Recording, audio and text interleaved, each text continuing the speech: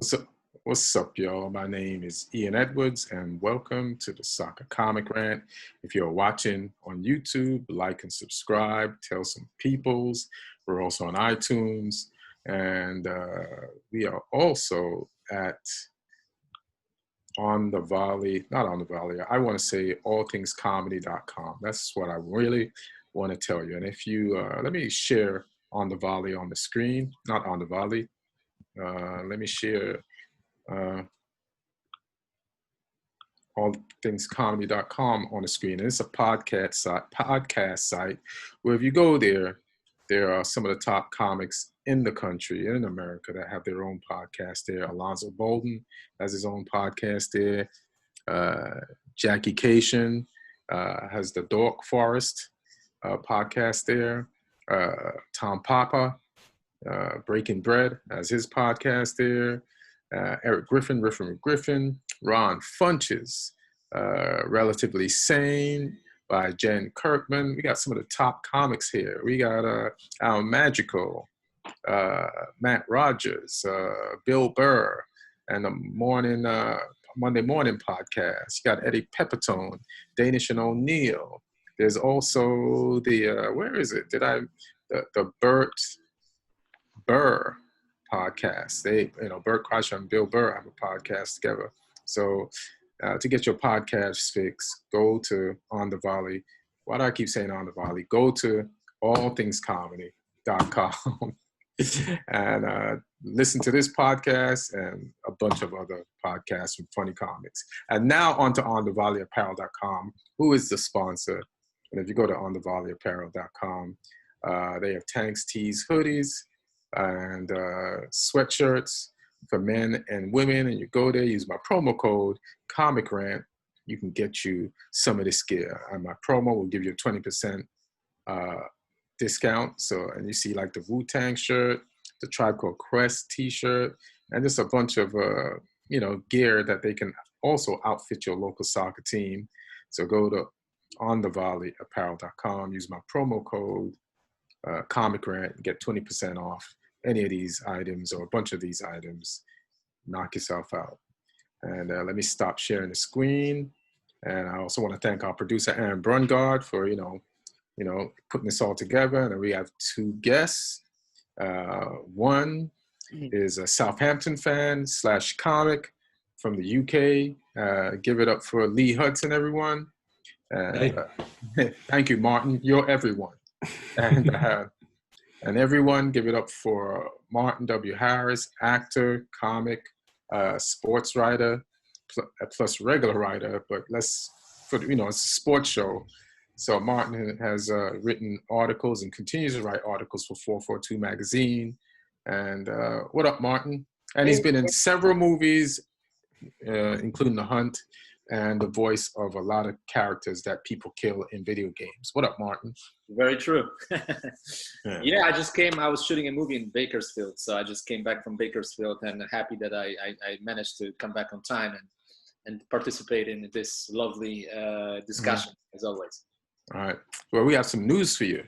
I don't know, have you spoken to Lee this week, but Lee is recovering from having corona. No, Lee, what happened? Tell me. One of my friends that I met for lunch one day tested positive, so I got like a notification from them. Went and got tested not the Sunday just gone, but the one before, and then I found out on the Monday that it was positive. So, did you have any problems? Just like a flu, really. So I had like a bad throat and a cough and some headaches and stuff. Lost my sense of taste and smell. So yeah, but I'm on the mend now. I'm good.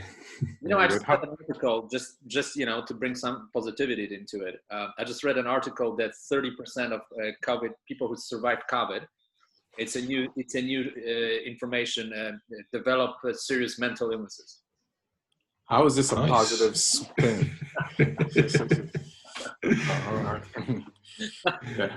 I knew it wouldn't be positive once Martin said it would be positive.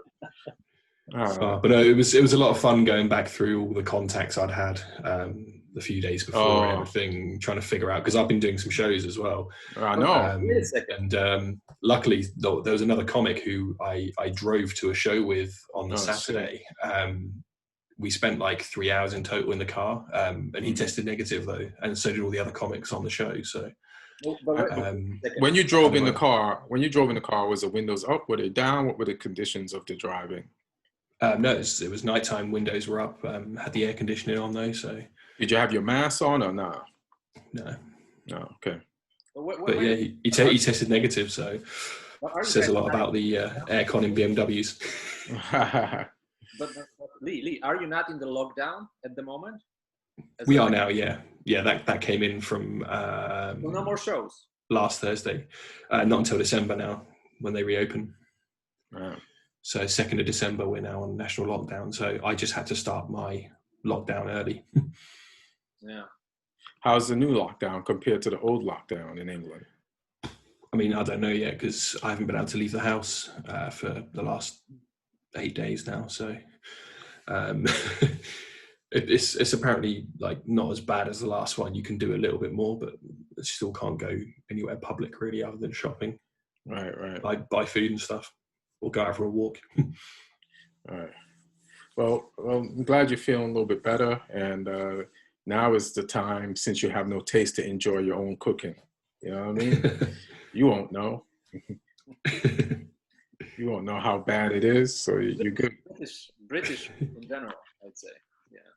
Say what? British food in general. Damn, says the Polish person. I never heard anybody raving about Polish food. Yes, it is. Of course, it is. Polish food is fantastic. What is the hit Polish meal? Pierogi. What is that? A cake? Is it pork? Like, is it a pastry? What is it? How to describe it? It's like it's a very Polish dish. You can find it in some places. It's a little bit like tortellini. You know, it's like a dumpling in a way. It's more than that. It has sauerkraut. It can have mushrooms. It can have meat. It can be sweet and have cherries in it. You know, it can have cheese. It's very traditional Polish thing, and it's great. People love it. All right. See, I went to Warsaw for a Europa League final a few years ago between Dnipro and Sevilla. I had a KFC when I was there. So you played it smart and safe. Hey, Martin, do you have headphones? Just so that you sound clear. I can come closer. Do I sound clear? That sounds a little bit better, yeah. Okay, perfect.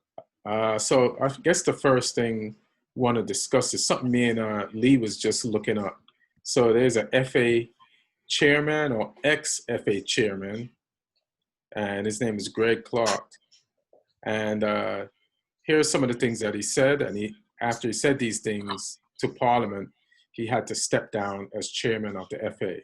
So here we go. He's like, if I look at what happens to high-profile female footballers, to high-profile colored footballers, and the abuse they take on social media is a free-for-all. So he called basically black players colored, which is like an outdated term.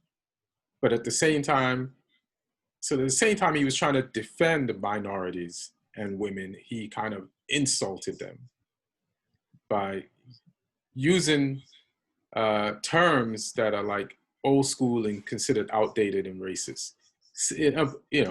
And then he also went on to say, if you go to the IT department at the FA, there's a lot more South Asians there than there are Afro-Caribbeans. They have different career interests, which is not a wrong stereotype per se. You know what I mean? But you have to be smart enough not to say this shit. You know what I mean? Yeah, from someone who's, the head of a really large organization, you expect more tact than that, and not to use sweeping generalizations or outdated terms and stuff. Right. Be careful. You have to be careful if you're in a position like that. You have to weigh every word that you're saying, because you're not just some celebrity who can say whatever they want to say, or Celebrities can't even say anything they want to say. Why do you? It's just everybody. No, but I'm saying you're not an entertainer. You have a very public and very responsible function. You know, so I think it's getting mixed up sometimes right now in these days. That everybody's trying to be entertainer, including former president of the United States. That everybody thinks is funny and entertaining, you know. But it's sometimes forget that that's not their job, you know. Leave entertainment to entertainers, professional entertainers. But we're talking about the FA guy. I don't think he was trying to entertain anyone. No. It's a wrong. But I'm saying you have to be, if you are in public service and in a high position, you have to be very careful what you're saying. In period, you know. Either it's funny or controversial. You just have to be careful what you're saying, you know, because you shouldn't say things that you're not supposed to say. Yeah, that's what we were saying. But when you threw the celebrity thing in there and said that they don't have to watch what they say, yeah, you kind of confused us. But all right, you're right. I kind of hear something playing in the background. I want to make sure it's like no video or anything that I'm playing. So maybe I'll let me just make sure it's not me. I hear something running. No, it's you're hearing yourself and Martin's. Oh, okay, and that's fine. It won't affect the taping. If you have headphones, Martin, it would be better just because it won't be catching Ian's voice. I knew it was Martin. Let me see what he do. Martin is always a problem, bro. Yeah, always a problem. Yeah, Jesus. Let's see. Look better. I don't have a speaker on my headphones though, but let's see if it's better. It'll have one on that little bar that's right there. Okay, I have headphones, but I don't know if that works.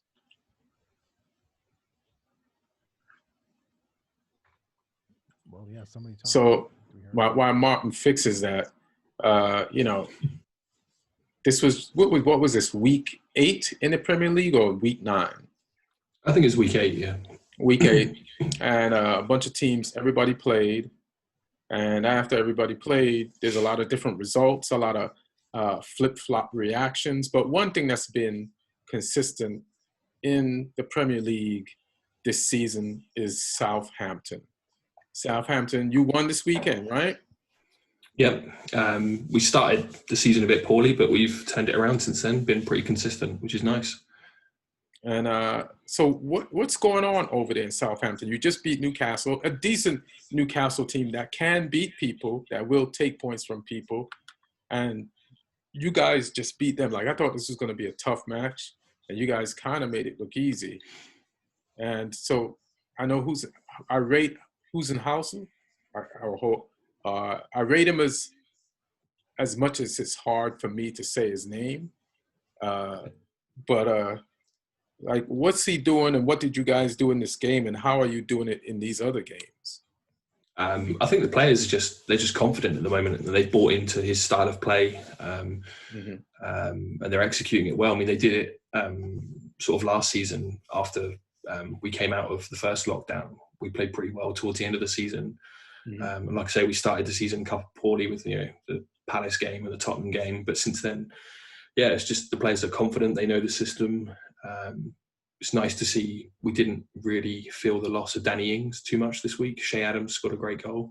Yeah, he did. Theo Walcott ran his ass off up there with him as well and got an assist. So, yeah, and just teams are playing into our hands a little bit as well. Like, I mean, both goals came from us winning possession from Newcastle in their own defensive thirds. So they weren't moving the ball quick enough, and we punished them. Right. Yeah, it's pretty dope. Like, I'm so jealous of your consistency. You know what I mean? As a Man United fan, you're doing something that we're not doing. What were you going to say, Martin? It's a simple explanation, because Southampton have a set system and way of playing, and even if Ings is out of the team, the guy who replaces Ings plays exactly the same tactics, plays exactly the same role as Ings played before. So he's pretty much replacing what they had. Maybe it's not that much quality, but the system doesn't change, where Solskjaer pretty much changes the system all the time. Mourinho used to change. But until he finally found his team and found his strategy, now we keep winning every game. So I think the lack of consistency is because of the inconsistent way of setting the team up and not knowing who is your best 11. And I think the Southampton guy knows that, and Mourinho knows that too. And that's the difference, in my opinion.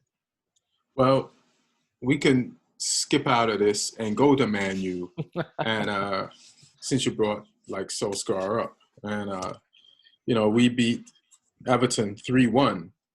But so the results are great. So if you're just looking at the results, you're like, oh shit, Solskjaer saved his job.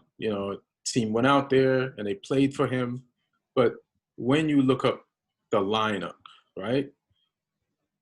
Like, so when you're Solskjaer, you know that you have to win that game this weekend or you're fired, right?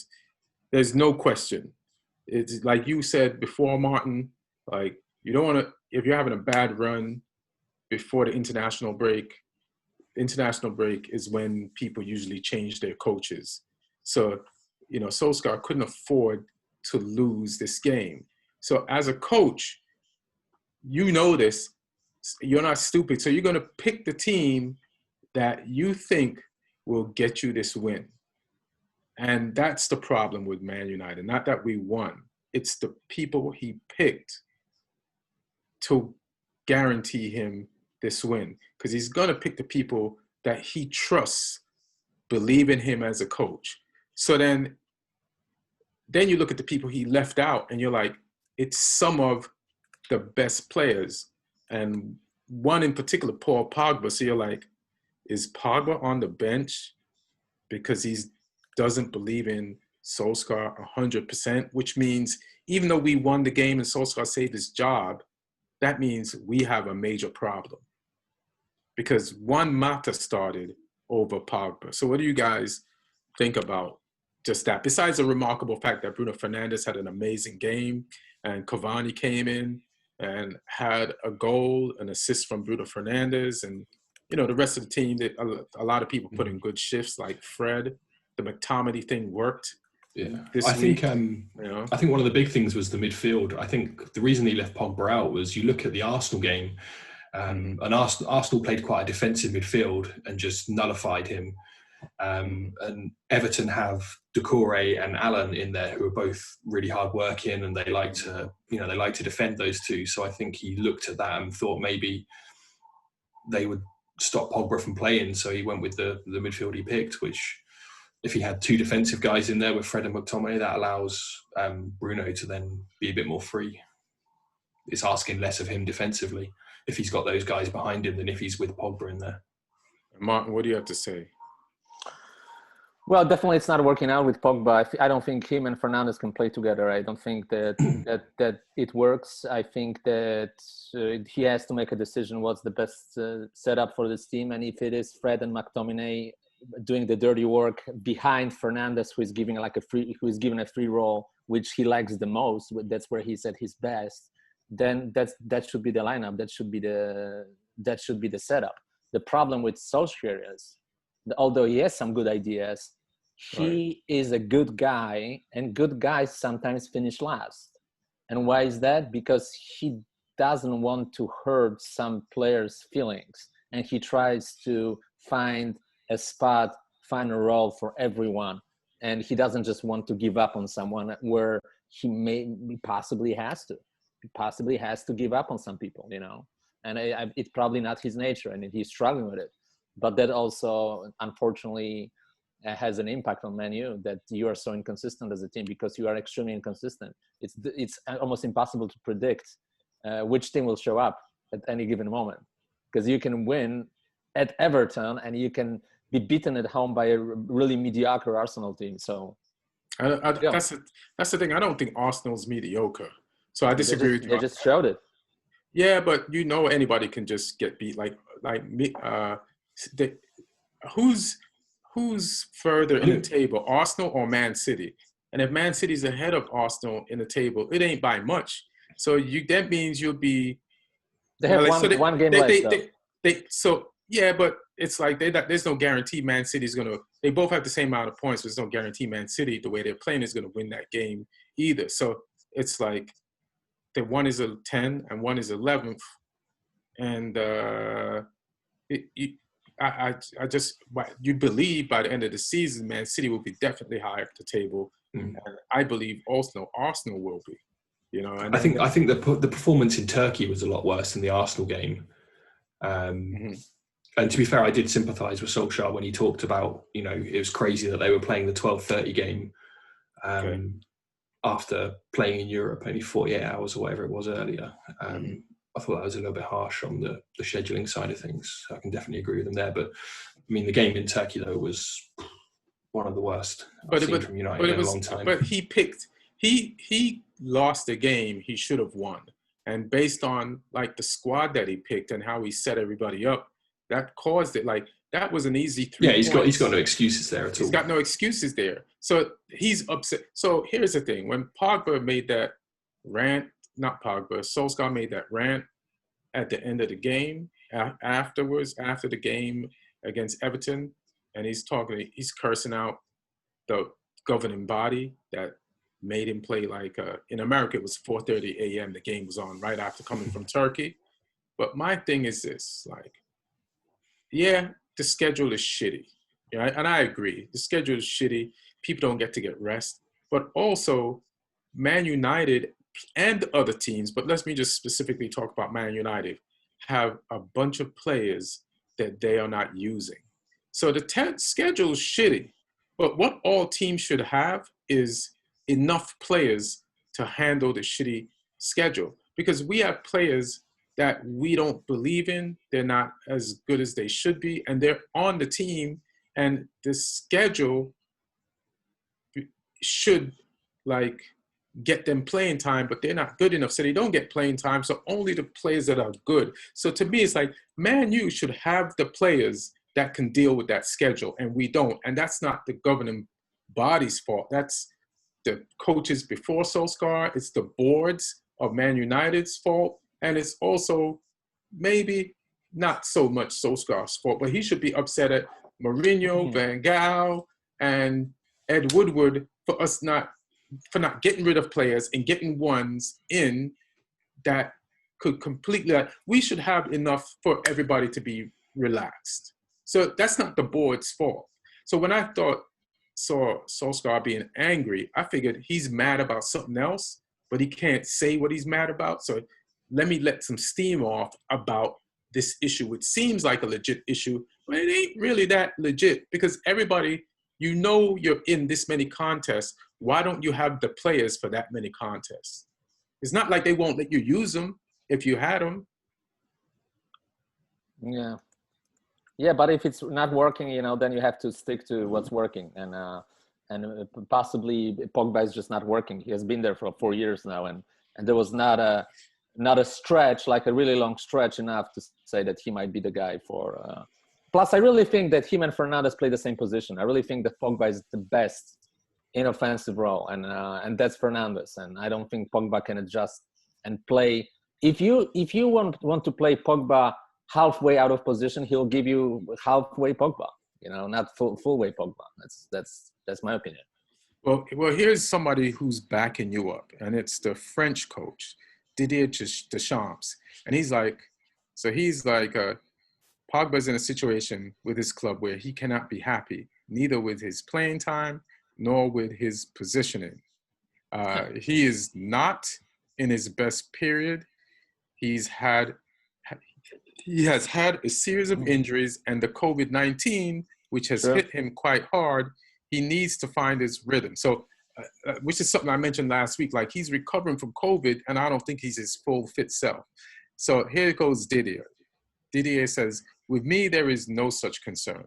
When a player is in discomfort in his club, obviously he's happy. He said, obviously he is happy to play for the French team.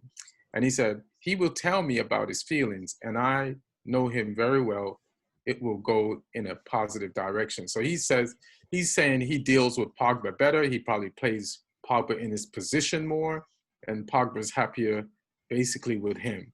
But I think it's because of where he played Pogba in the World Cup, why Pogba is in the position on the field that he's in now, because it's the same position. It wasn't in the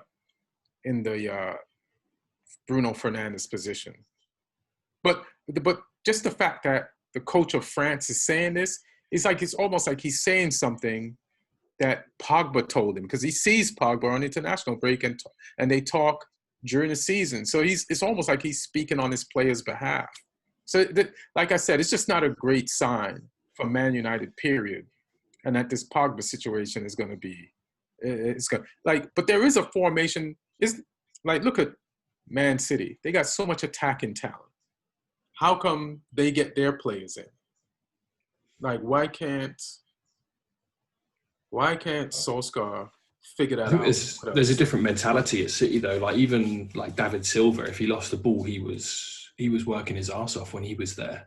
And also they have that world-class holding player behind him, Fernandinho, who's just so disciplined. And I like Fred, I like McTominay, they're both good players, but I don't think either of them are at that level in terms of holding midfielders.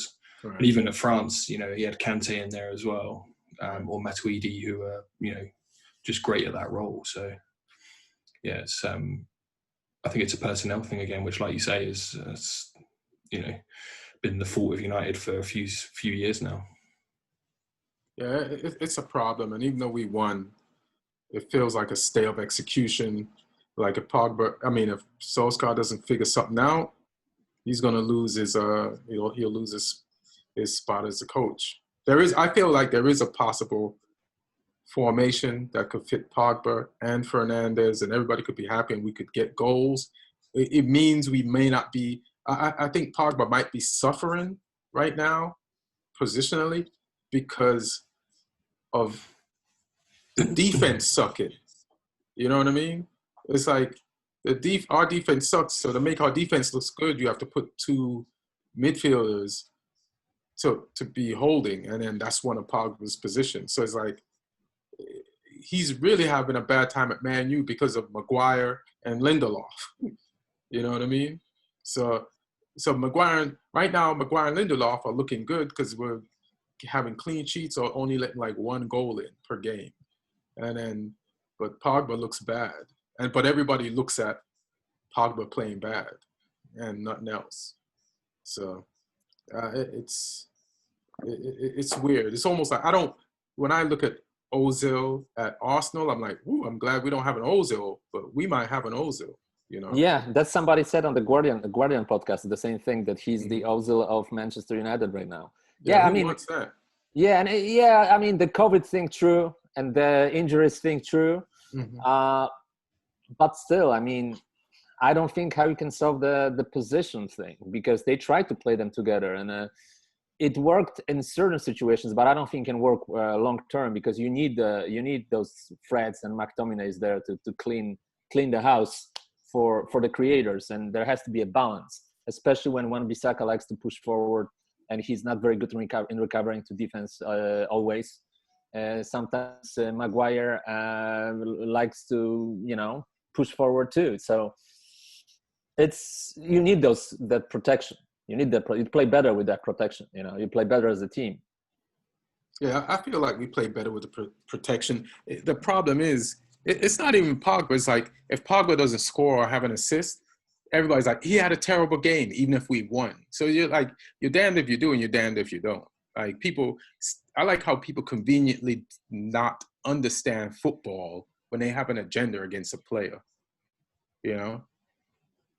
But yeah. He's a divisive factor for sure, but he's not divisive. He's not divisive. He's there doing his thing. It's the fans really tripping a lot, The pressure that comes with the price tag as well. Yeah, but who made that money? Juventus did, not him. Well, his agent did. And his agent, So, I'll just go quickly through Brighton versus Burnley. That was a 0-0 match. All right, so it was all Brighton, but they had nothing up front. Yeah, Brighton, they look good, man. They look good. They look like, they'll go after anybody. Like every time I've seen them play, they go after that team and they try to win it. But a lot of time, can't put the ball in the back of the net. So I can't believe I'm saying I'm not rooting for Brighton, but I like how they look. So I don't mind waking up early to see a Brighton game, and that's a crazy thing for me to say. Yeah, Tariq Lamptey's really fun to watch as well. He's probably their best player this season. Yeah. Obviously got his goal against Tottenham. He almost scored in this game as well, which isn't bad for a right wing back. Yeah. He's always like on the verge or in the middle of doing some shit. It's like, yeah, he's pretty impressive. Crystal Palace versus Leeds United, and Crystal Palace won that 4-1. What do you guys have to say about this? I mean, it could have been a different game if that decision had been given correctly for the Bamford goal, the one that he had disallowed, where he was offside because he was pointing to where he wanted the ball. So crazy. Which was nuts, really. Yeah.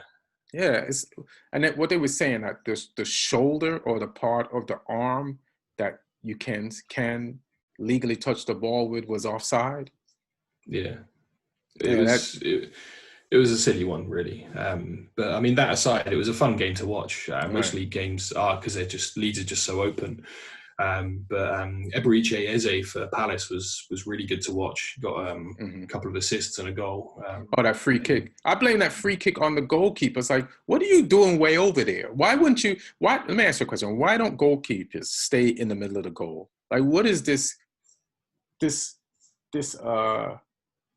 bullfighting? Like, here's the whole side of the red.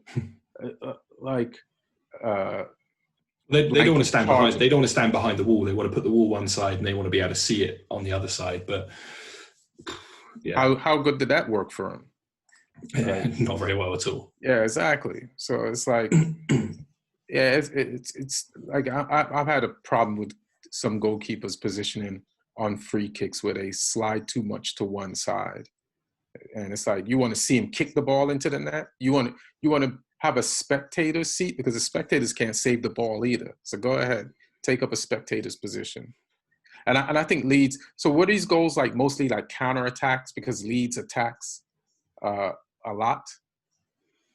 One of them was an own goal, but I think it was sort of on the counter. That's the way Palace like to play, though, and it suits them with, with Eze and Townsend and Zaha and Ayew as well. It works really well for them, but yeah, it paid off really well in this game. But they've got a little bit more creativity than they had last season, because Palace last year were defensively solid but didn't really score many goals. So they're still not scoring that many this year, but they look like they got a bit more edge to them. Yeah, they're not forced to put Benteke on to see if they can somehow make him score a goal out of nowhere after he hasn't been scoring goals. Like, they're not in a desperate position where they need a Benteke. So that's pretty good. Chelsea beat Sheffield United 4-1. So the Chelsea that Frank Lampard bought is actually working out. Yeah, it is working out defensively. They're getting better. Thiago Silva is really starting to command this defense, and I think that it makes a difference. And then other players picked up. I think Chilwell is playing better than I expected. He gives them a real threat down that left side. He can score. He can push forward. And he's not that bad defensively either, So they made actually a good buy with him. They're still figuring out their offensive formations, because sometimes Werner starts, sometimes he doesn't. Pulisic got injured, but he'll be key player for them eventually. Havertz is warming up. He's definitely huge talent, and they look like a contender. I don't think they will win the title. I think they will finish top four most likely, but. Well, they're not going to win the title because the Spurs will, but other than that, it's a really good team. I think Ziyech has given them another dimension as well. He's looked really good since he's come back from the injury he had at the start. He's just such a creative player. Like, he sees passes that no one else sees. His technique is ridiculous as well. Yeah, his crossing is unbelievable. Yeah, he has a weird cross where he goes for the far post, almost like a shot, and his players know to get to because normally you don't have to get to the far post on the other side of the cross. But for him, I feel like in practice, everybody's like, oh, he's going to put it in this weird angle where if you only play with him in practice, then you know how to get there. And they almost had one goal from that position, but they got another one. And another thing I like about he likes to play out on the right, doesn't he? He cuts inside and whips those balls. Yeah. And another thing about Ziyech is that he wants it. Like I feel like at Man U, we have one guy that every game wants it, and that's Bruno Fernandes. And I feel like Chelsea have two guys that want it. And one is Ziyech, and the other one is Pulisic. So, because Pulisic, when he's on the field, you see his determination when he plays. And I see that in Ziyech. So that's dangerous for a team to have two guys where you could see how determined they are in the way they play. Also, like, I feel like Mason Mount is kind of overrated. Do you feel that way, Lee or Martin? A little bit. I don't think he's on the same level as Havertz or Pulisic or Ziyech. But he's got something. But I don't think he's. If you put their strongest 11 together, he wouldn't be in it for me. Right. Exactly. And I think he's like Frank's baby. He was with Frank at Derby, and I think him making an English team is also a little premature. Like, he hasn't really earned it. Like, he's young. He's like, if you are an English player and you start on a top team, they put you in. Like, they put you on an English team. Like what's his name? Who's now Aston Villa? What's his name? Grealish. Not Grealish. Watkins. Guy, no, he's a Chelsea player on loan at Villa. I can't remember his name. Ross Barkley. Ross Barkley. Yeah. He was on Chelsea. They put him in the English squad. He played a few games for Chelsea, didn't look bad. They put him in the English squad. And I think the same thing with Mason Mount. Is like, I don't think he deserves to be, and I'm not saying he's a bad player. I just feel like he's one of those players that everybody automatically loves. While Jack Grealish they treat him like he's black. You know what I mean? Like, it's like, what does Jack Grealish have to do to start for England? Yeah, so I mean, he couldn't do any more than he did at the weekend. right, and the weekend before too, when they were down, was it 4-1 or 3-0? He's playing great. He's playing great this season. He's definitely proving me wrong, and because I didn't see that coming in him. I saw that him as a good player, but he's playing one of the best players in the league this season. Listen, he's dominating games on his own right now. Yeah. Martin, I didn't see that coming. Martin, I love telling "I told you so," but I told you. No, so. you did. Yeah. You did too. You did say two things. I think one was Grealish, and there is another one that I will have to remember. Oh, Diego Jota. I didn't see Diego Jota being that good. You said that. Yeah. Fantastic transfer of Liverpool. I'm like, yeah, he'll be probably a squad player. He'll play, come from the bench, score some goals. But no, he's actually winning the competition with Firmino right now at this moment. So you were right. You're right. Yeah, because Jota is playing on a team that creates less chances than Liverpool. So now when you're in a team that creates more chances, then you're going to see, like, he's a team player. So that's what you like about him, because he was cool, even though he knew he could score, playing on a team that didn't create as many chances, and he played his defensive role and his offensive role when he had the chance. Now he's on a team, they're like, we're going to try to score as much as possible, and now you're really seeing him blossom. So, Liverpool definitely did some impressive things. And speaking of Liverpool, we should go to their game versus Man City, which was the marquee game of the weekend. 4 strikers in the starting lineup, incredible risk against City. It's almost like a slap. It's like it's almost like a dishonor to Guardiola to field 4 strikers. I mean, it's crazy. Do you think he did it because he wanted to be loyal to Firmino, but he also wanted to say thank you, Jota, for the goals and the games that you've just won us recently, and the media is trying to break up the band by saying Jota should start over Firmino, so this is my way of handling all of that? I think it's partially that, but mainly I think he saw an opportunity he saw that Man City defense is still vulnerable. So right. he wanted to attack them early, I think. Oh. And then he changed his formation later in the game. But I think that was the plan, to attack them early and expose them. Yeah, they never look good. This is not the first time they played Firmino and Jota, and the team doesn't look good when you play them both. So I feel like eventually he's just going to have to make a choice. Maybe, just switch them out. once in a while, like so that they get rest. I just don't know how Firmino is going to take it, but they took him out the game. They put in Shaqiri, him and Jota. Second use for Shaqiri. He came out of nowhere, started playing again for them. Yeah, it's so crazy. His Shaqiri's assist for Jota against West Ham was a great pass as well the other week. Very important one because it gave them 3 points. Yeah. So they're using him, but it's just, we were talking about. Oh, let me ask you, Lee. You're in England. What did you hear anything like? Why did Klopp stop using Shaqiri for like a year and a half? Have you heard anything or no? Not really. You look at the way they were playing during that time. There was no real in for him in that team. They were just doing great things. So I don't know. There's always been question marks about his work rate and his attitude as well. I think his ability's not in question. The guy's got great technique and he can score all sorts of goals. But I don't know if it's an attitude thing or if it was just that front three were unreal for most of that year and a half. Right. Yeah, it's a weird thing to see a player just disappear and then see him 2 games in a row. Like what? Like what the hell happened? Well, the schedule is quite brutal at the moment as well with those Champions League games, because normally there's sort of a couple of weeks. There's like 1 week is Champions League, then the next week there's not. At the moment, They're just trying to do everything. So that might be why he's getting some more game time at the moment as well. All right. Yeah, it's a good time to use your squad. Yeah, definitely. West Ham versus Fulham. West Ham beats Fulham. Somebody told me, I think it was this game, said just watch the last 5 minutes of this game. Yeah, it's crazy. Tell me about this.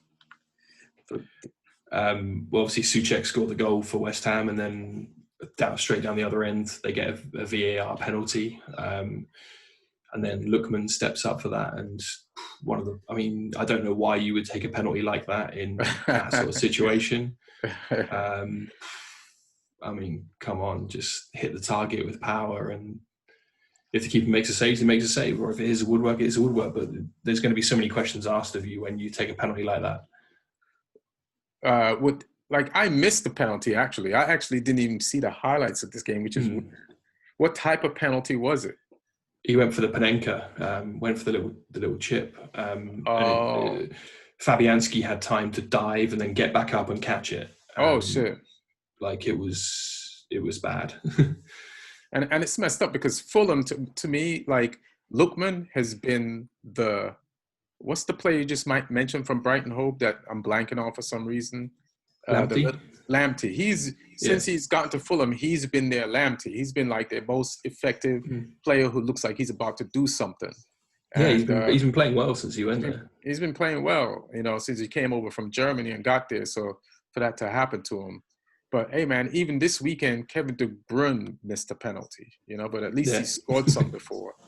And then we forgot to talk about the handball penalties in the Liverpool, just the calls in the Liverpool Man City game. Like, I don't think the Trent Alexander-Arnold penalty was a penalty. If you look at him running before they call that a handball, his hand was there several steps in a running motion. So when somebody tries to cross the ball, when you're in a running motion and the ball hits your hand is in a natural position. If you're running, it's not like he was standing up and then he just put his arm out.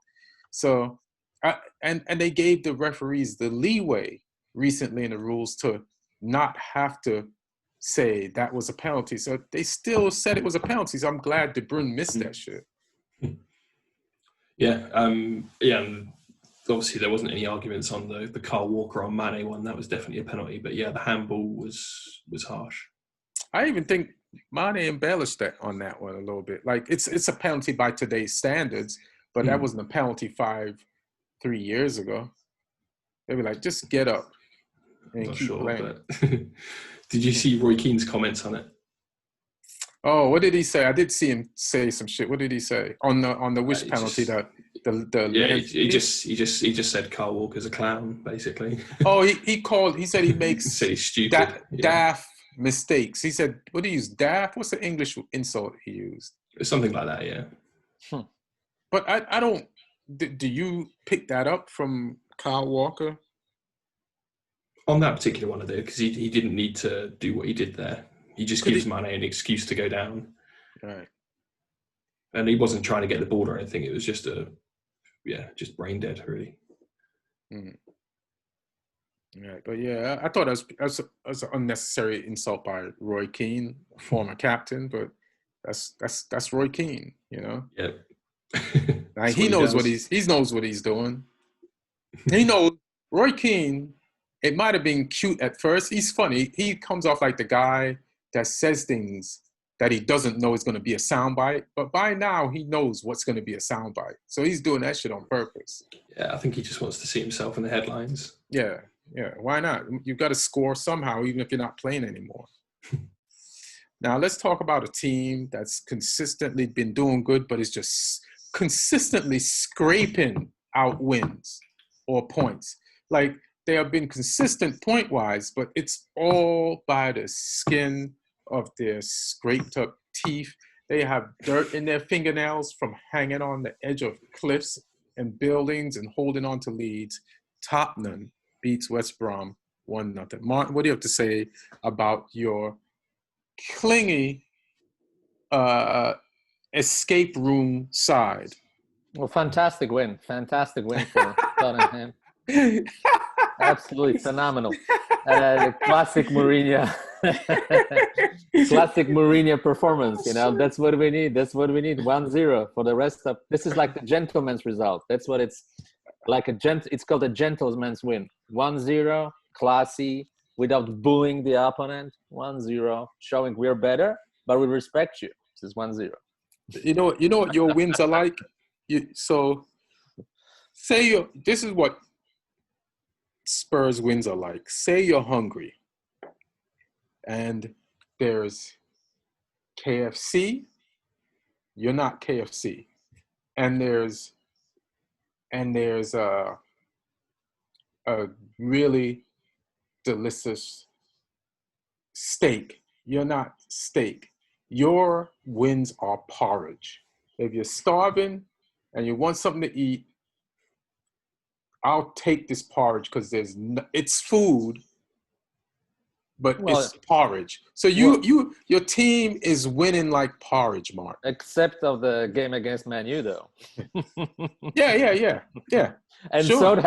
Southampton, for a fact. But after those games, you're all porridge. You know what? I think we started playing like a Mourinho's team, and that's how he won titles with Inter, with Chelsea, even with Real Madrid. You know, like he's got this approach to football that very pragmatic way of playing, and I think they started playing very pragmatic football. Yeah, it's a thing is though.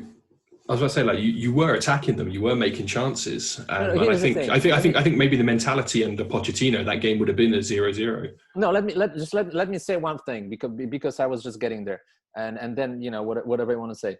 So that's what you always tell girls. No. Just getting there. I used to. I'm getting older. I'm not telling girls anything anymore. But here's the thing. I think the change was the game against West Ham, when Mourinho is like, okay. We played this nice, attractive football, and we beat Man U 6-1. Sorry, we beat Southampton 5-2, and now we were 3-0 up, and we finished 3-3. So now I'm going to change things around. We're going to pragmatic football. I don't want to have those games anymore, like West Ham game. So since the West Ham game, we play different football. We play very pragmatic football. I agree. Yeah. So now you have in Ndombele, the most expensive player in Spurs history.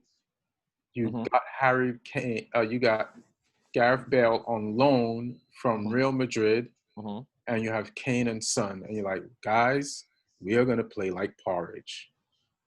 But it works, and it might actually listen. We have three very difficult games ahead of us. Three very difficult games because we play City, then I think we play Liverpool, and then we play Arsenal. Actually, 2.5 difficult games. Arsenal is basically a derby game, so you cannot ever brush that off as not a difficult game. Yeah. It's. I mean, it's difficult because Derby. I don't respect Arsenal much. This current Arsenal team, but the City and Liverpool games are definitely. And I think then we play Leicester after Arsenal, so it'll be 4 games like that. So those games will pretty much show where we are. Yeah. I think, So probably he played pragmatic football because he knows that he needs to play pragmatic football versus City and Liverpool. He does. We do have played pragmatic, and pragmatic football is also the fact that Sanchez, after the West Ham game, is out. He doesn't play anymore, which is great. And Højbjerg and Sissoko play together instead I of. like The combination. Yeah, you like Eric Dyer being your center half. When he's with Alderweireld, it works because with Sanchez we have 2 loose cannons, But with Alderweireld being the calming presence, I think Dyer can be Dyer, and it's less dangerous for the team when he's with Sanchez when they're both kind of loose cannons. That's not working, that partnership. So but he's a Dyer whisperer, Alderweireld. Yeah, Alderweireld is the leader of the formation, and I think since he established that role, it's much better. All right. Former Southampton player, Toby Alderweireld. Yeah. It's funny, like Leicester beat Wolves 1-0, right? And Leicester, you look at, they're at the top of the league.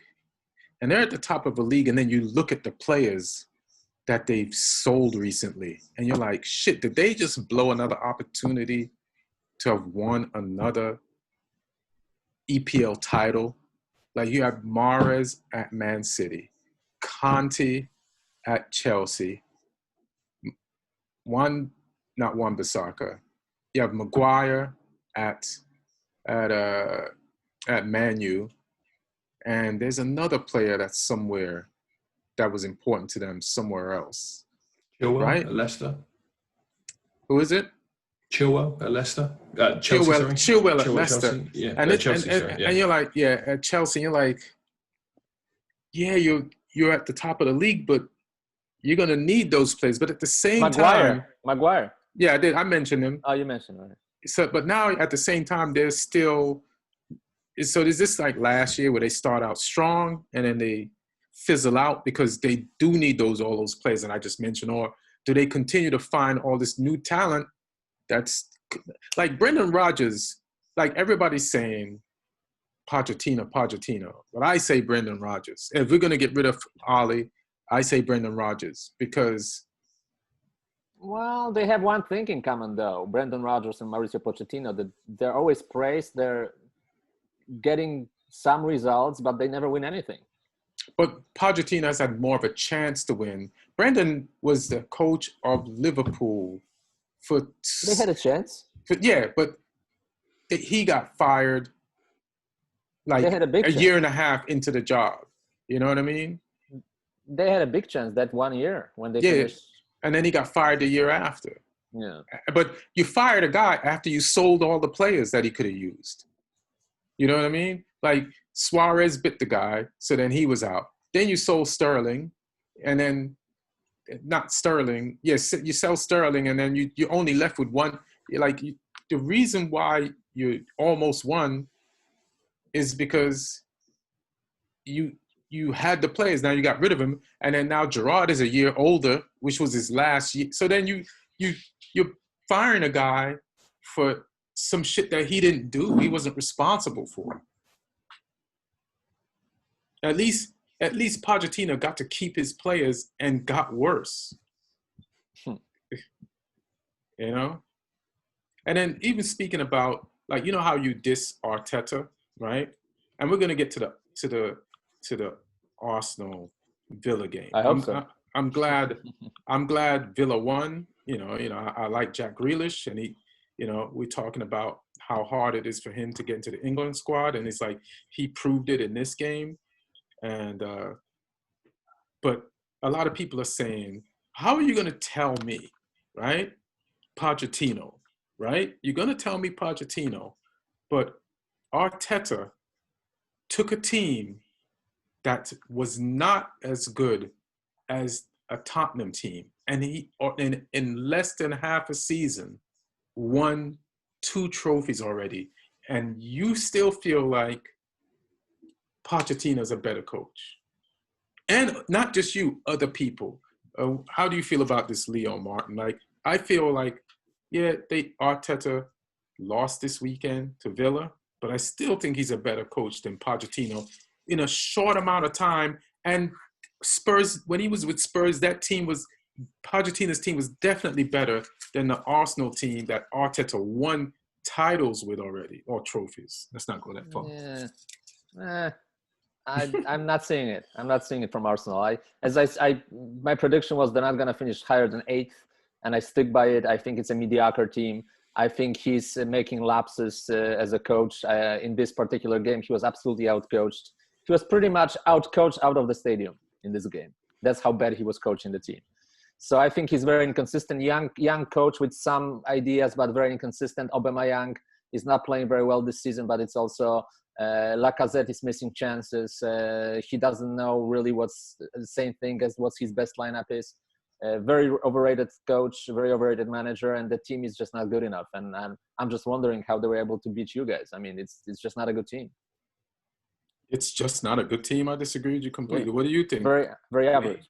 Martin said Arsenal is not a good team, very average. Mid-table team. I still think they're a team in transition. I still think there's some players there that aren't suited to what Arteta's trying to do. I think they still need another couple of windows before we can fully judge him, before we can move some other players on and bring some other players in. But I mean, if you gave me a straight choice, did I want Pochettino back at Southampton or did I want Arteta? I'd take Pochettino every time at the moment. Word? Yeah, well, but that's because he coached your Southampton. So are you sure it's not because he was a...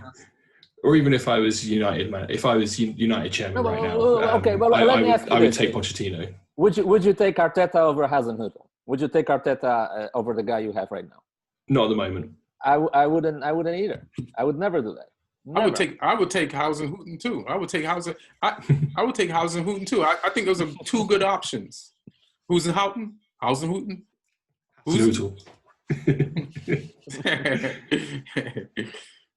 Yeah, I would take him. I think they're both two good choices, bro. So if I'm not taking Arteta over Mourinho and Lee is not taking Arteta over Pochettino and is not taking Arteta over Hasenhüttl, it means that nobody's really taking Arteta over anybody. And they're wrong because Arteta's got trophies in a short amount of time than Hasenhüttl. Hasenhüttl don't got nothing. I think Arteta could be great, but I don't think he's proven anything really yet. I think he's just... He hasn't. As a manager, I think as a manager, he's just like he was as a player. Really good, solid, but never good enough to play for Spain. Never good enough to play for Spain. I mean, you could say that about Pep. He's really good, but he wasn't like... Pep was really good. He wasn't, yeah, but he wasn't the best player on the team, right? He was the best player on the team that won Olympics in 1992, yes. You just counted the Olympics?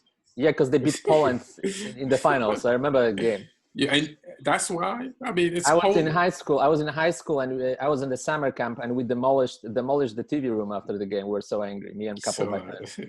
Yeah, we vandalized the whole room. Yeah. Yeah. Okay. I mean, you're using the Olympics. I can't. Yeah. Nobody counts the Olympics, bro. I think that's all the games. There's some shit on the BBC that I wanted to talk about, like in the news. We did the chairman thing. I'm trying to see if you guys, how do you feel about Jack Grealish now, Martin? Do you think he should? Better. Yeah? Mm-hmm.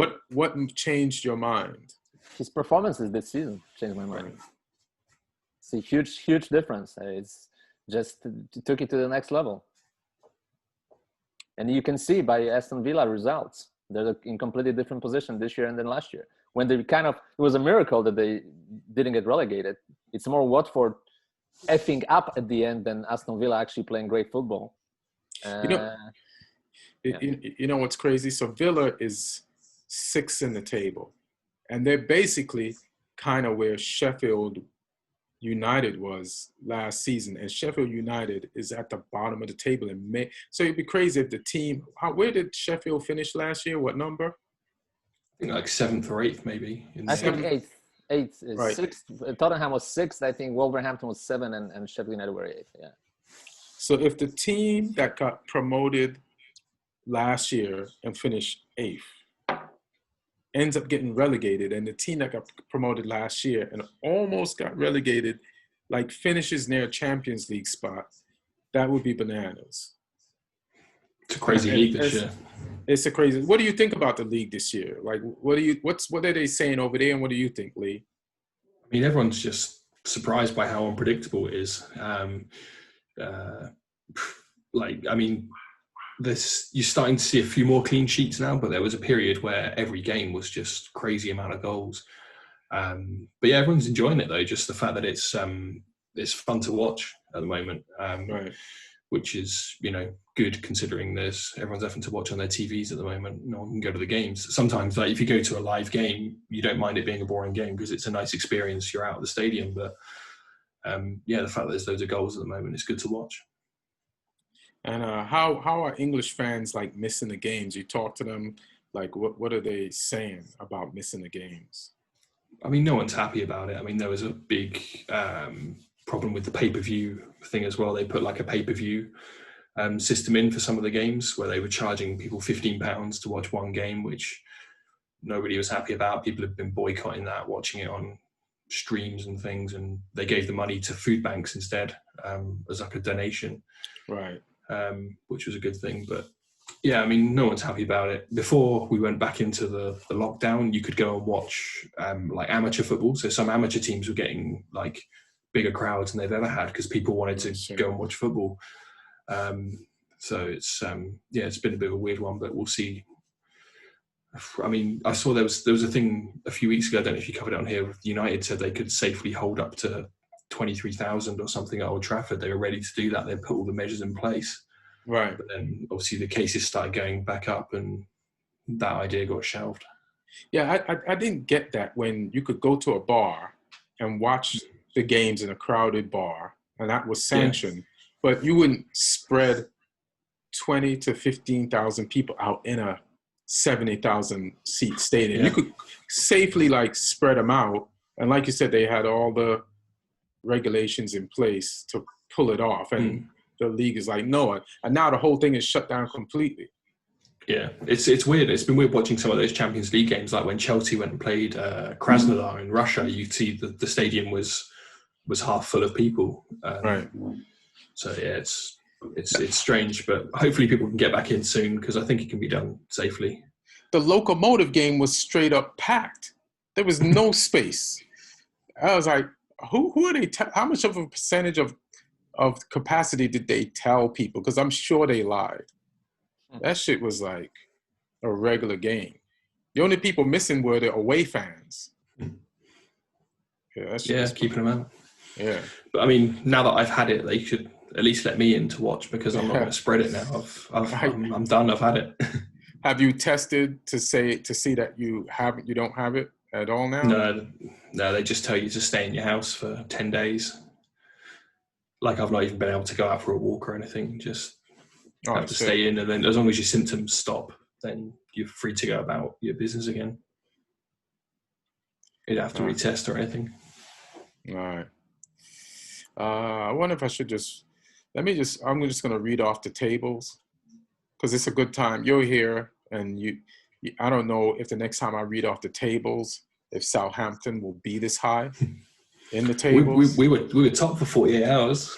I know. Thanks to Man United beating Everton, we let you stay at the top on Saturday until you slid down because of other teams on Sunday. But you're welcome, bro. I would say this: they wouldn't be as high in the table if they hired Arteta. Oh man! Listen, Arteta has an FA Cup and a Charity Shield. 2 titles. Charity Shield's the same as Martin claiming the Olympics. That doesn't. Oh, yeah, come on! It's not the same as Olympics. Olympics. But at least you're saying that Arteta won the Olympics. Martin lost in the finals of the Olympics. Guardiola, not Arteta. Yeah. Guardiola won the Olympics. No. We're just using your analogy to balance it out. Yeah. I'm sure. Of course you would. It's Olympics. Of course you would. The Olympics means nothing, bro, in soccer. Yeah. The Community Shield is a glorified friendly. I don't count that. Yeah. I mean, but he didn't lose it. It's still more than what Pochettino has. You have to win a trophy. Get into a Champions League win final. That trophy. For me, is bigger than the FA Cup final or the Community Shield. Yeah, but you got to win it, man. Pochettino lost too much shit. Mourinho will win. He'll win something for sure. He might not win the league, but he will win a trophy this season. I bet. I can bet like even $100 that he's gonna win something. He's gonna win the award for the team that won the most games playing like porridge. That's what he's gonna win. Listen. We play Stoke City. We play Stoke City in the quarterfinals of the Carabao Cup. So we have a very good chance to go to the semifinals. 2 more games, and then 2 more games, and here's a trophy, right? I know. You better not blow it. You better not blow it. I can imagine if Spurs wins the Carabao Cup. Martin and every Spurs fan is going to party harder than if Poland had won the Olympics against Pep. You guys are gonna go. Spurs fans are gonna go hard. I would still like to win the Olympics. It would mean nothing to anybody in the world. We actually did win the Olympics in 1972. My father was at the final. Yeah. Nobody knows and nobody cares. And you know why? And you know why we won the Olympics? I'll tell you. Which it was a trick, because the rule was that the professional players cannot participate in the Olympics, right? Mm-hmm. But the Eastern Soviet bloc, everybody was an amateur, even if they weren't actually amateur. So all the Soviet bloc teams brought their best teams. So we had advantage over the Western teams that they didn't play professional players, only junior players, where Poland, Russia, German Democratic Republic, we all played the best players. So that's how we won the Olympics, pretty much. Here's the thing. The Olympics means so little. Nobody cared that you cheated. Like nobody objected to it and said we just found out that you could have been on steroids and be like, it's just soccer in the Olympics. We probably were at the time. I'm pretty sure we were. Yeah. Like I respect a under 17 youth World Cup more than an Olympic. Like when everybody's not playing their best players, a tournament when the best players in their age range are not playing against each other, I'm good. I will tell you, when they had the Olympics in London, and they, for the first and only time, had the UK team participating. Mm-hmm. They had the great. I went to the final of that one. The Olympic that was a pretty big Wembley, deal. People were excited about it. Mexico versus Brazil. Who won that again? I think I saw that. Mexico won. Yeah. Yeah, and they thought they had discovered this new generation. It's like, no, there's a difference between the Olympics and the World Cup when people bring their real teams. Yeah, African teams won Olympics like twice in a row. Cameroon and Nigeria. I mean, to be honest, as a Jamaican, if we won the Olympics, I'd definitely probably be excited. So I feel you. So I'm talking shit about Poland, but yeah, I would be. I would be excited, but I would be excited knowing that I don't think we're ever going to win the World Cup or a serious tournament. So I'll take this. Yeah. All right. Is there anything else in the sport that you guys would want to talk about, or we're done? Well, Ibrahimovic is at the top of the best scorers in the Italian league, and he already missed 3 penalties this season, and he's still the best scorer in the Serie A. So at the age of 39, it's pretty amazing, I think. Well, he got that. He got the equaliser, didn't he, against Verona at the weekend? And he missed the penalty again in the same game. Mm. And then in La Liga, didn't Real Madrid lose bad? Yeah, to Valencia. 4-1 to. It's like, what the fuck? How do you? Yeah, although Carlos Soler scored a hat-trick of penalties for Valencia. So they got all those penalties legit? I didn't see the game. I only saw the score. 3 penalties is a lot of goddamn penalties, man. And João Felix is like starting to go off now. Like he had that coming out party in the Champions League, but I could see that, like, I was talking about players that who really want it. Now he looks like his demeanor looks like he wants it, and he's getting goals for looking like he wants it. Yeah. So when you play for Diego Simeone, you've got to want it. yeah, I just think he was too young before, and now he's like, I don't know, a year in the thing is like, okay, I got this now. I know how to do this. Plus Suarez is going to keep me on the bench if I don't start scoring. And then Bayern beat Dortmund 3-2. And both teams were at the top of the table. Bayern was above Dortmund, so yeah, big game. Yeah, I got to go back and watch that game. I have 2 weeks to watch it apparently. Since Martin, you want to plug anything? Just the last thing, soccer-wise. MLS finished the regular season. We're going into playoffs.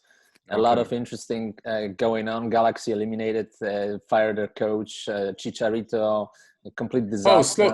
Oh, Galaxy did. Okay, cool. Yeah, so Galaxy was a complete train wreck, unfortunately, and LAFC are still playing, although they're not as good as they were last year. Far from it. Philadelphia had the best team, surprisingly, in the league, and playoffs will be exciting. Still without fans, so maybe not as exciting as I would like it to be. But listen, anybody can win. Miami made it in the first season in the league. They made it into the playoffs with Gonzalo Higuain. Did they barely make it in, or they barely made it in? But also since Higuain came in, they're much better. And Matuidi, they just started the season very poorly as expected. But since Matuidi and Higuain came, they're actually pretty legit. It sounds like Miami is the Chelsea of the MLS, based on the players that they brought in. Beckham. Yeah, they got some named players in from another league, and now their players are starting to kind of gel with the rest of the team. Matuidi and Higuain, they won Serie A. They were both on Juventus last year. Yeah. No, they're good quality players, man. Yeah. Higuain won La Liga with Real Madrid. Yep. And Matuidi has a World Cup. Yep. And Wanyama scored a goal for Montreal as well. Oh, he did? Yeah, he scored a really good header for Montreal. They're in the playoffs too, with Thierry Henry as manager. Yeah. Oh, shit. Oh, yeah, it'd be good to see how Henry does as a manager. I hope he does great and win some shit. It's funny because he built up such a name in Europe, but he's a black player, so it's tough to keep a job. I know he was at Monaco, but Monaco was a shambles, right? Yeah, off the field they were all over the place. On the other end, Jaap Stam not doing so great with Cincinnati. He's their head coach. Just because they've got that, they got their weird Dutch fetish, haven't they? Cincinnati. Yeah. Also, Atlanta not very good this season, so that's surprising because they were always good. So when Atlanta won the MLS, right? They got rid of their coach afterwards, or he quit? What happened? He took a job with Mexico. Tata Martino, yeah. Oh, it was Tata. Yeah. Okay. Yeah. And then De Boer was a shit They hired show. Frank De Boer, and it didn't work out. And too bad, because he's such a nice guy. I mean, such a nice guy, and I remember him as a great player. And it didn't work out, and then he went to coach the Netherlands, suddenly, which was shocking. So De Boer is with the Netherlands now? Yeah. So he failed at Crystal Palace. They had a pretty bad loss recently as well. Yeah. This is the same guy that failed at Crystal Palace? Yeah. And then went to the Atlanta? Yeah, and he was making a comment on it's actually a funny video if someone wants to check on YouTube. He was making a comment about Jose Mourinho, that Mourinho, he said something negative about Mourinho, that he's not good in the locker room. And then Mourinho at the press conference said, Frank De Boer, percentage-wise, the worst coach in the history of the Premier League. He's the worst coach in history. I know, because he's 0 for 4, right? That's hilarious. But yeah, I think he just got lucky with the Holland job. Obviously, Koeman had just vacated to join Barca, and I feel like Holland they just cycle through ex-players. Yeah, they had Van Basten before. Yeah. Mm-hmm. Oh damn. Yeah, everyone gets a turn. Well, shit. Jaap Stam, you're soon. You're next. So any parting words, Lee? Thank you for joining. Not really. Just thanks for having me. Check out my Instagram, Lee Hudson Comedy. All right. Let me ask a question. So when you taste food, what do you taste besides nothing? I mean, I had some hot stuff the other day, and I could taste that it was hot, but it can't taste any flavors. Oh, I started getting it back a little bit tonight. I had a banana earlier, and I could sort of taste it. I've just been eating like toast and stuff. I'm like, if I'm not going to enjoy it, I don't want to waste it on something good. You don't know. What's your favorite food? Pizza or burgers, probably. I don't eat well. Yeah. So has this like is not being able to taste food kind of like shut down how much food you've been eating and like kind of help you lose some weight? A little bit, yeah. I think I have lost a little bit, but so the Rona's good for you. Yeah, but I mean, as soon as I get this taste back properly, I'm probably just going to go really hard again. Oh, so. you're gonna ruin any benefit the thing might have given you. That's it. Yeah, I'll be getting takeouts Saturday and Sunday this weekend. Friday, Saturday, and Sunday, just running through it. Well, get some Polish KFC for me. You've got some good Polish food in London, that's for sure. It's a lot of good Polish food in London. Is it, Lee? Have you ever went out of your way to go get Polish food? I mean, no, but I mean, I hear there are a lot of Polish restaurants in London right now. So, Martin, is there any vegan Polish food? Maybe we should try some shit. Yeah, it's called Golomki. It's amazing. It's fantastic. The name sounds terrible, bro. It's called pigeons. It's a pigeon food, but inside it's like a giant dumpling with cabbage inside, with cabbage and some other veggies and a little bit of mushrooms. It's great. It's fantastic. You should order it. It's really good. Sounds like real communism food.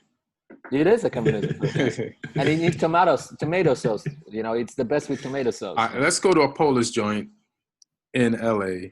Sit outside and I'll order. What is that thing? Golopki. Yeah, it doesn't sound delicious. All right. And it's rice mixed with cabbage inside, you know, so it's really good. Anything you want to plug before we bounce? Well, I will have an update next week because there is something that is coming out that there's a video game I'm in and that it's gonna come out in a few days, but I can't tell it yet, but I'm gonna tell it next week. Tell me the one that you were just in. Call of Duty. Call of Duty. All right, cool. All right, so thank you, Martin, for coming through, for speeding all the way back from Bakersfield because not because you wanted to do the podcast, but you wanted to get out of Bakersfield. No, I wanted to do a podcast actually. So thank you. I'm glad it was Bakersfield, like not someplace you didn't want to get out of. But I appreciate that. Lee, man, get some sleep. Glad you're. I've never spoken to someone who has corona before, like actually, like as they couldn't taste. I've never spoken to somebody that. You haven't spoken with President Trump?